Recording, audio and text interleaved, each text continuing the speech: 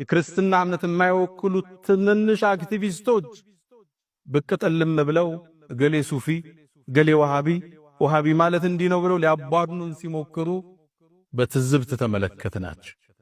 የነሱን ድምጸት ደግሞ ይዞ ያስተጋባ ሱፊያ ነኝ ብሎ ያመነ ደግሞ አንዳንድ ዲኑ ያልገባው ወጣትንም ተመለከትን።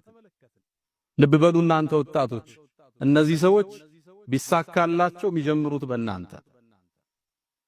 የሰሜኑ ጦርነት ጊዜ የወደመው የመሻይኾቻችን ሐሪማን በርካታ የዕልም መካኖች ወድመዋል። አሁን የሉ።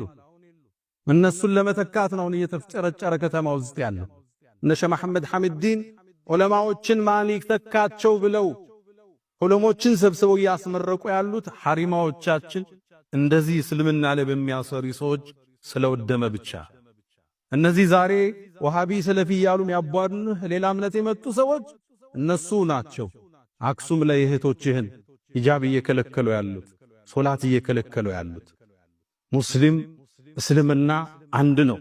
ኢትዮጵያ ውስጥ ያለ እስልምና ባረግነው ጥናት ከሌላ ሀገር ያለው እስልምና ጋር አንድ አይደለም። ሱፊዩና ሰለፊዩ መሃል ያለው ልዩነት ቅርንጫፋዊ አሊያም ፍቅሃዊ አህካሞች ናቸው። ከሁለቱም ጥርዝ የረገጠ ይኖራል። በሱፊያ ስም ቀብር ውስጥ የሚያመልክ ጠንቋይ ጋር መሄድ ይኖራል። ይሄ ሱፊያውን አይወክልም። ሱፊያኛ ምንላቸው አጼዎቹ ጋር የታገሉ አይማዎቻችን ፍትህ ያቀሩ፣ ተፍሲር ያቀሩ፣ ነህውና ሰርፍን ሲያቀሩ የኖሩ እንደነ ጀማ ንጉስ ያሉ፣ እንደነ ሻሃሊ ጎንደር ያሉ፣ እንደነ አብሬትነ ዳና እነ ሾንኬ የመሰሉት ናቸው የሱፊያ አረማዎቻችን። ከነዚህ ጋር ሰለፊዩ ሰፊ ልዩነት የለም። ሁለቱም ሳይድ ጠርዝ የረገጠ ይኖራል። እነዚህ በእውቀት ይታረማሉ፣ እነዚህ በእውቀት ይስተካከላል።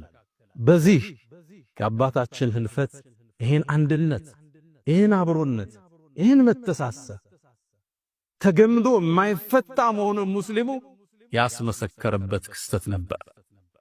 አላወፋ